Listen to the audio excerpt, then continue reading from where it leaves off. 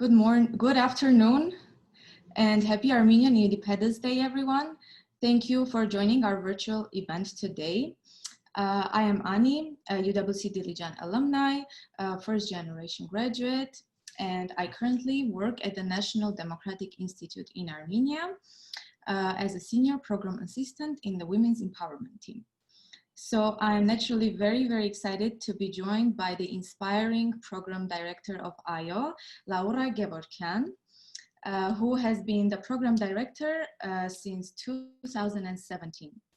Laura has been working in the sphere of human rights for over 10 years prior to joining AYO.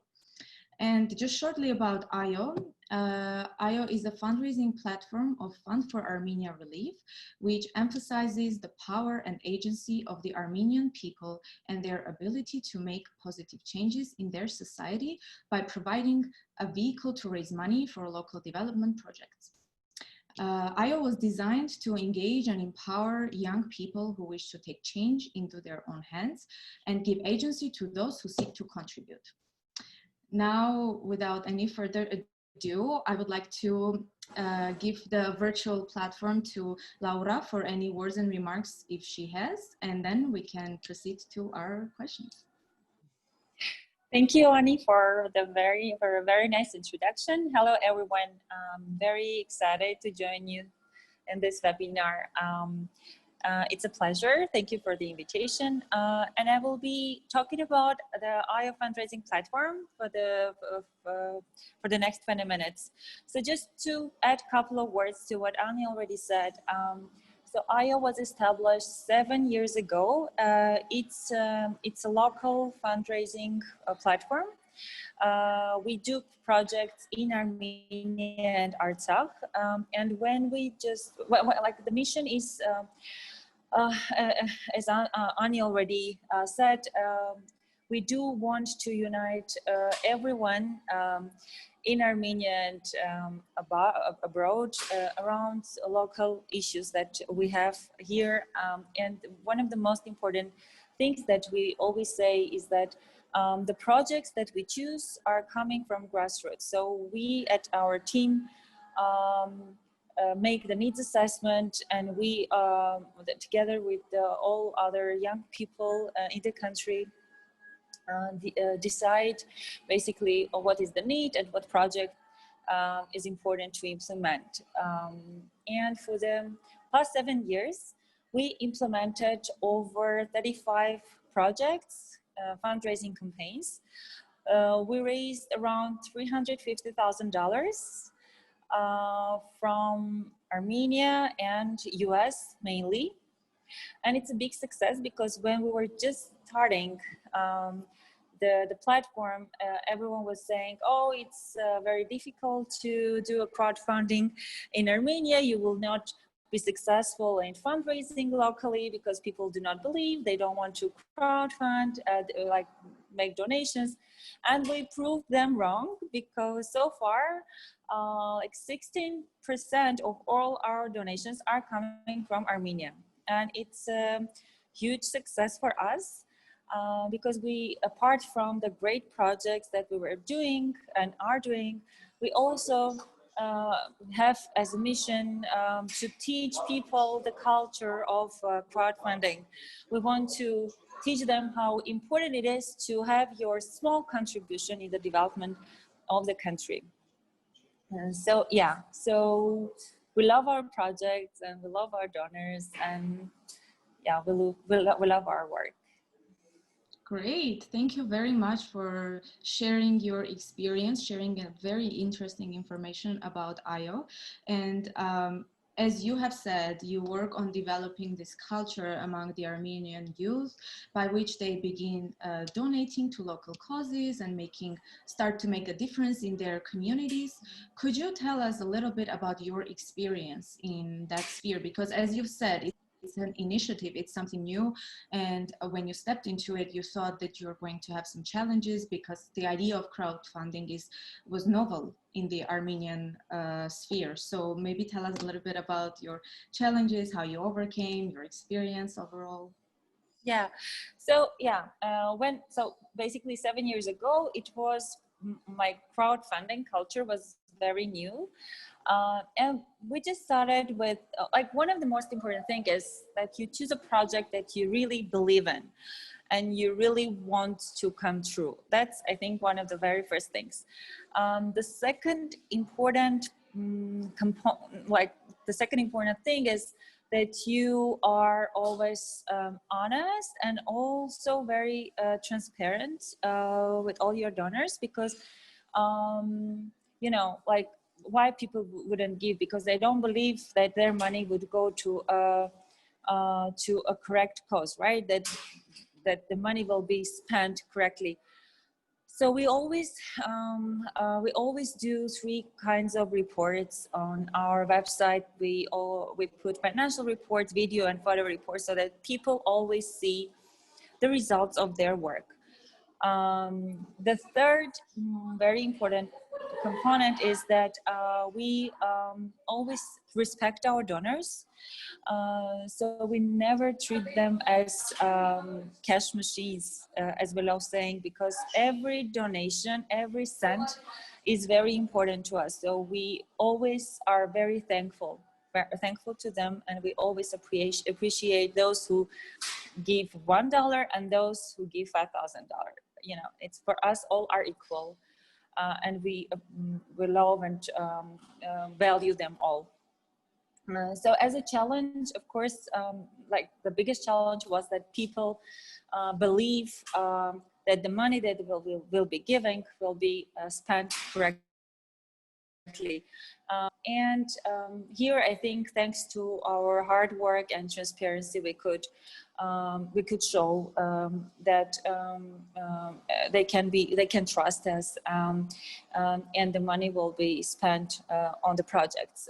And by the way, I forgot to mention in the beginning that what AYO is different from all other fundraising platforms is that 100% of all our donations go to projects. So we never take any charges, anything for our admin costs. So also that's also an important fact, that people do believe that like basically every cent will be spent on projects. Great. I mean, I agree completely. It is so important to create this atmosphere of trust, because especially I think in the Armenian culture, it plays one of the first roles, because people make money and of course they want to do a contribution, but in so many cases they have had negative experience of their money going nowhere. So it is very important that you're transparent in that sense, and you successfully create this culture of trust. Which of course helps your cause as well. And you sound very passionate about the work you do at AYO, and take it very personally, as I can feel. And what was one of the most valuable lessons that you've learned during those years working at AYO? Yeah, the most important thing is always tell the truth, never fake anything. So we always tell the true story of our beneficiaries. We always use the real photos, and we always try to show the real picture. So one of the most important lessons, it's not even our lesson, but it's a lesson that we learned from other experiences, that you always need to tell the true story. Never fake anything. Always be as it is. Yeah, that is very true. And what do you think? So you said that AYO has been there for 7 years now, correct? And you've been working on not only implementing your projects, but also you've introduced this idea of crowdfunding. And how do you think this culture of donation is going to develop in the future 5 to 7 years in Armenia? I think that people, they already started believing in the importance of having their own contribution in different projects. So I think the future is that at some point, like many important projects will be crowdfunded, and people will have the ownership over it. Let's say, I don't know, like one of the recent projects that we did, the renovation of libraries in 17 communities in Armenia, and people were very passionate about donating for the cause, and especially people in the communities. They realized that it's important that they also have their own contributions. So with the donors from with our donors, we bought materials, and people who live in the community, they had in-kind contribution by doing the all like renovation free of charge, which is a great example of how people value they have ownership over, you know, over their community.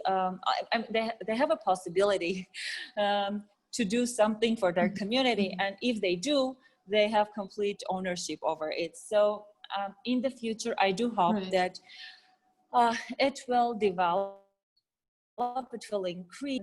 People would feel more connected to their villages, to their cities, and they would be willing to do more of their own work in order to see it, you know, flourish and develop. Yeah, I mean, I think this the importance of responsibility also plays a big role. So there's some people, I mean, it's so great that you have the opportunity of not only material support, but also people can go and physically help. And when you do something good for your community, you kind of also feel responsible for the well-being of your community because you've had your own contribution. And I think this is an amazing culture of, you know, accountability, sharing, and responsibility. Exactly. And, you know, the feeling of community itself is strengthening. So it's really great, the work that you're doing. Thank you. I can tell you one example if you. Yeah, please. If you, for example, like we have a Christmas project, which is called Chocolate Bank. That's basically the only project that is not a development project, but it's just a fun project that we do for kids. We are collecting chocolates during a month from people. I mean, you don't give money, you just give chocolate. And then we distribute this chocolate before the new year to all the kids. So when we started, we collected around 200 kilos of chocolate. And then with every year, the number was just increasing and increasing and increasing. And last year we collected 1,300 kilos of chocolate. Wow. Which, that's, but the funny part is that people from other communities, because every year we visit a region. So that's, the internal rule, and every year the region that we already visited, they also take part in donating chocolate. So they, you know, like it's a very nice thing because they got something and now they want to give something in return, and that's where I see the future of you know, the crowdfunding and people, like changing people's mind basically. Yeah, I mean, it's a very cool and fun initiative. I love that. I would love to contribute as well, and I think many people watching us are super excited. I mean, I'm a big chocolate lover, but I would also love to give back some chocolate as well. It's a fun way, you know, of engaging the community. And then this time you give chocolate, and then you learn about the cause, and next time you make a different contribution. So it's exponential, it grows. So it's a very fun cake that you have. And so Laura, you raised over $100,000 during the COVID lockdown to provide food and care for the others. Could you tell to, you know, support vulnerable communities in rural Armenia? And what are some of your observations about the people who have been receiving help and care during this difficult and challenging times? What is the response? Well, yeah, it was one of our most successful projects, but also one of the most difficult one. We launched the project at the end of the March, basically almost in a week after the government of Armenia announced the lockdown. So we were just very fast. We were one of the first organizations that started a fundraising. So we just were there at the right moment, in the right place. We already raised 120 already during this month, and we helped over 2,700 families. And but providing food and hygiene supplies, and we already distributed over 38,000 PPEs in like 2 hospitals. You know, the people that we have helped, I could maybe divide into groups. The first group were those who were already in very vulnerable situation before COVID, and then when COVID happened, it like the situation of their situation got even worse because they lost the job that they could finally have, and were basically cut from the minimum financial resources that they had. And the second group are people who had normal job. They were working mainly in the service sector, and then COVID happened, and then boom, like they were left without any income for 5-6 months. And like those are people who are renting apartments, you know, and they were just unable to pay even their apartment rent for 6 months. And those are mainly Syrian Armenian families that we also could reach out. You know, I mean, the support that we were giving was for a month, and for them it was very important because at least they had some food to survive for a month. Like the families that we visited were really in very bad situation. Almost all of them had minor kids, more than 3 kids.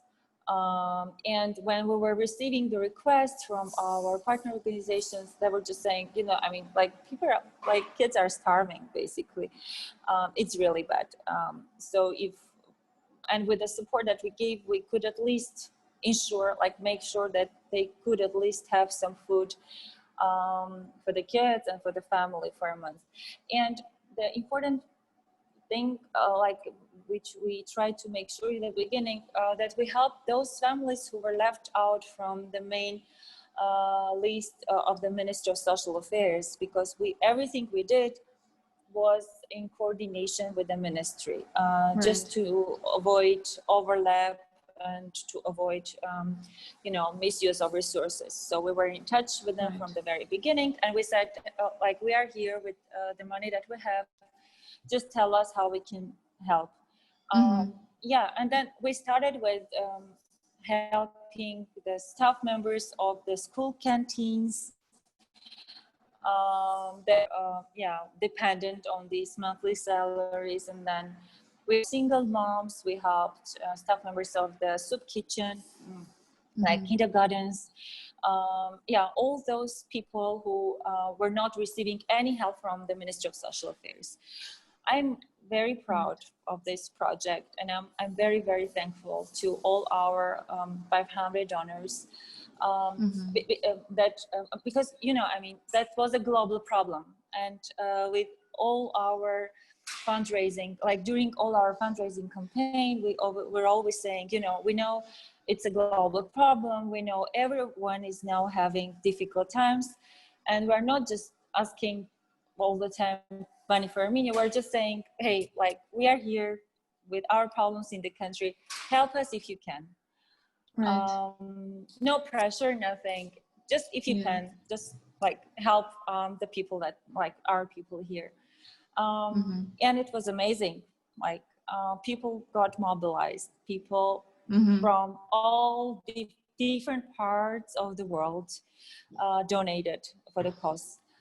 Like, I don't know, starting from Australia, we had donors even from non-Armenians, like Australians, Germans, French people, like people all over the world. They would just, they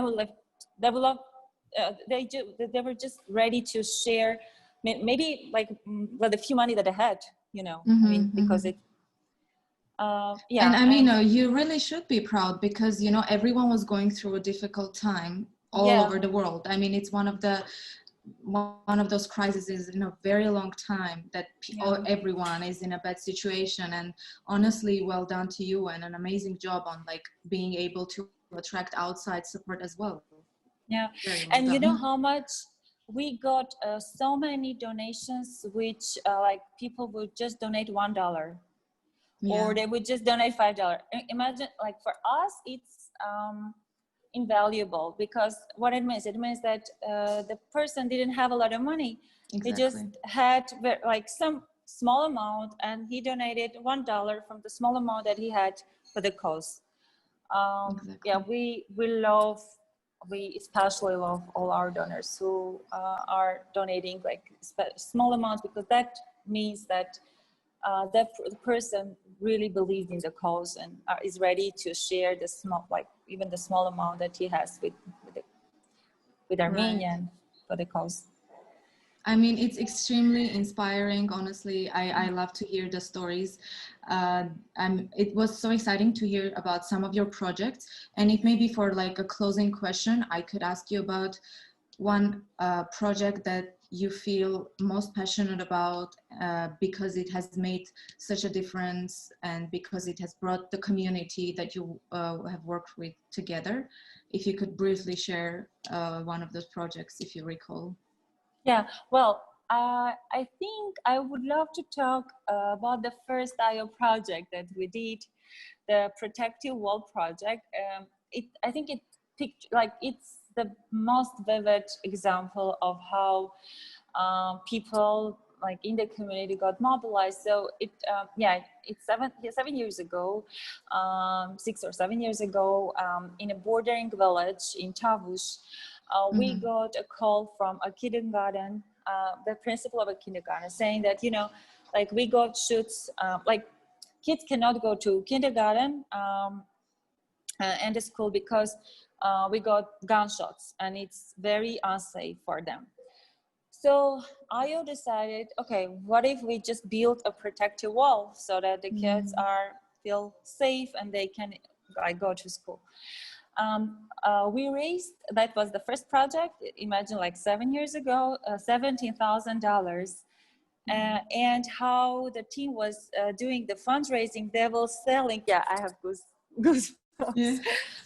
They were selling stones in the streets, and each like small stone it would cost like 100 gram. And they collected like more than 50% of the 16,000 just selling these small stones in the streets, like in the metro stations, in the street. And whenever they would hear that, oh, this is for a protective wall in Tavush, they would just like give their last, even we had cases that like there were even students that had very like, you know, couple of 100 grams and they would just give, donate for the cause because everyone just, they knew it's a problem and they realized how important it is and they were ready to share the last money just to have kids being safe. Yeah, that's one of our more inspiring projects. I have to say it has been so interesting to get to know about the diversity of your projects, the diversity that AYO covers, all very different from each other, but all of them extremely exciting and extremely inspiring. And I mean, thank you very much for joining and for sharing your personal journey, for sharing the journey that AYO has been going through. I mean, I'm sure some people will be hearing about it for the first time, but I think you have made a strong connection with our audience because I personally loved every bit of it. And thanks again for finding the time to tell your stories, to share your journey.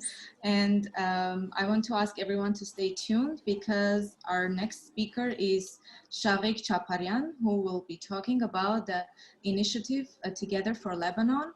And thanks again, Laura. Thank you. It was Thank lovely you so much. talking to you. And thanks everyone. Me too. Thanks. Thank you. Bye.